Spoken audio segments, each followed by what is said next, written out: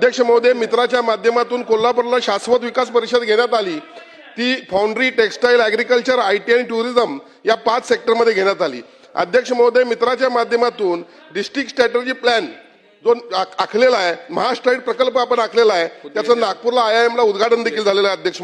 अध्यक्ष महोदय, महास्ट्राईट प्रकल्पाच्या माध्यमातून आज जिल्ह्यातील विकासाची क्षमता ओळखून प्रत्येक जिल्ह्यात स्ट्रॅटेजिक प्लॅन राबवताना आयटी क्षेत्राशी संबंधित असणारा डेटा सेंटर तयार करण्याचे नियोजन शासनाने केलेलं आहे आणि या डेटा सेंटर सोबतच आयटी क्षेत्राशी संबंधित पायाभूत सोयी सुविधा प्रत्येक जिल्ह्यात निर्माण झाल्यास आयटी क्षेत्र चांगल्या पद्धतीने तयार होईल। अध्यक्ष महोदय, माझे या ठिकाणी 2-3 स्पेसिफिक प्रश्न आहेत।